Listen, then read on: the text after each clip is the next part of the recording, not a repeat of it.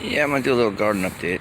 So these are the zinnias. I'm not a really big fan of the zinnia, but I use them. This is probably a couple varieties. I like these little red ones. These are like probably close to my favorite. Now these are actually small. You see them? They're tiny for what zinnias are. That's like a tiny little red guy. I forget the name of them, but there wasn't that many seeds in the packet. But I would definitely, I like them. I like the leaf structure of the zinnia.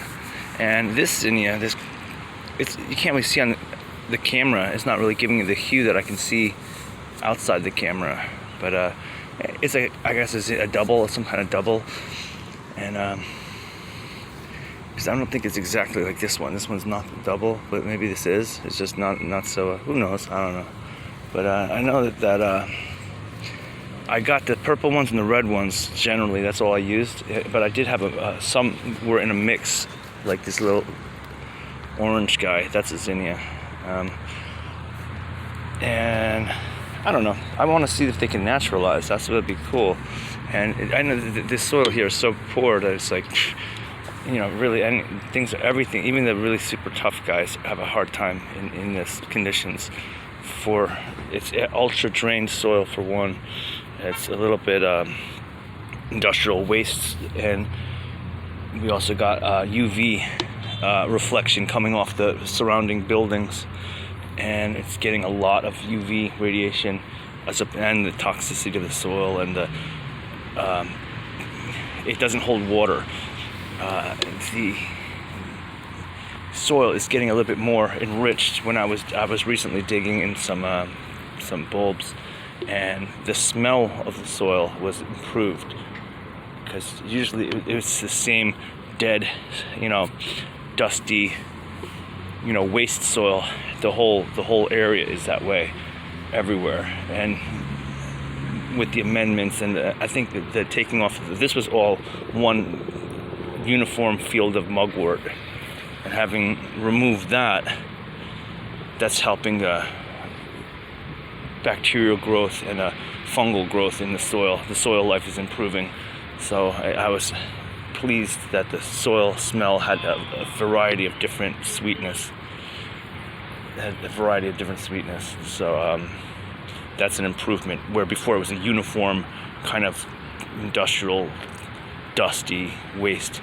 It's like the industrial dust. It smells like, a factory. And so I think it's an improvement.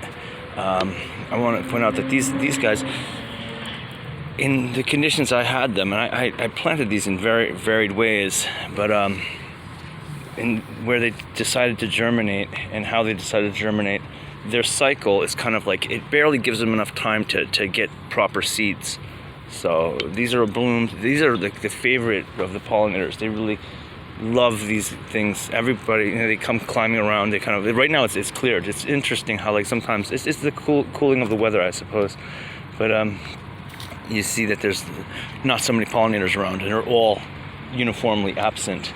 But a few weeks ago, you saw them there, and they'll still be coming around. This chia is now blooming. This is like maybe the second week it just started. I really like this. This type of salvia. If you look at the structure of the plant, I like salvias. It's a type of mint. Salvias is in a mint family. There's a great variety of mints, and certainly one of my favorites is the mint. There's such a negative backlash to the mint because there's people who are in the spirit of like exploitation and domination through exploitation. They have an adversity towards mint. Mint is such a helpful, benevolent, it's benevolent life form. It's so good in so many different natures of it, and there's so many varieties of it. So it's like the nature of the mint plant has so many benefits. It's very, like, how benevolent is this little chia? He's great for so many reasons. Here, like that salvia right there. That's like my favorite. This guy, I can't see that, but I would like to get this an annual. So the chia is an annual as well. This is closely related to the chia. It's not that close, but it's pretty close. I'm hoping that it's close enough actually to hybridize. It'd be cool because we have some chia right here, and we have this. So the bloom is overlapping. The red salvia, it generally blooms earlier. So this is a little bit late for it, and these guys bloom later. And the earlier the better, because it would be nice to get some seeds off these guys.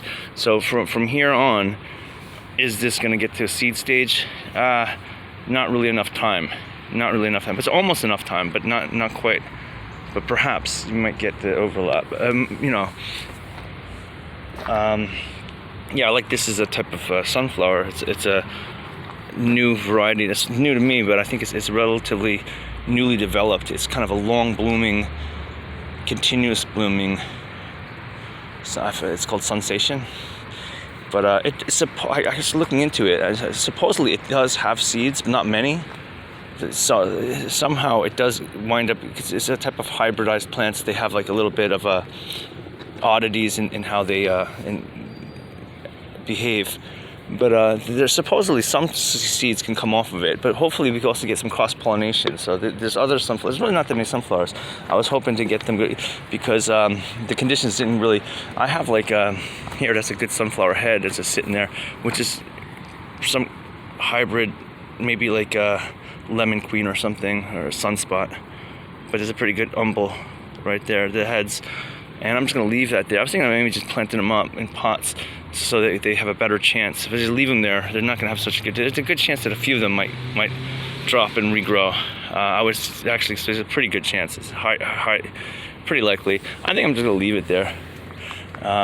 But it's too bad you can't. The stores. They don't want you to grow anything. They could leave their seeds out there like all season long, but they don't. They only have it in like certain choice windows. They don't really want you buying seeds. They want you buying overpriced plants. It seems that's the case. But there's no reason they shouldn't have a storehouse of seeds always available. But they don't, and they would rather throw them away because this is their. It becomes like the leveraged capital, like the whole lending system of capital is equated with the derivatives markets as long as it can exploit the future. That's it. It's just leverage. It's not really. There's no material values outside of exploitation, and this is a very specific religious direction. It's a directive of most religions. False interpretations of religion. They're all kind of falsely interpret in the same way. So they all, there's instilled, benevolence and cultivation of society through these religions, but then they become twisted, all of them uniformly to the same, exploitative state of being. But I really like the flowers on the different squashes. That's a pumpkin, but that's a really pretty, and this is just, the health of that is not good. I used some bad watering for it, and I didn't have a good proper water for it, and it's whatever. That's my little friend. And these guys are great.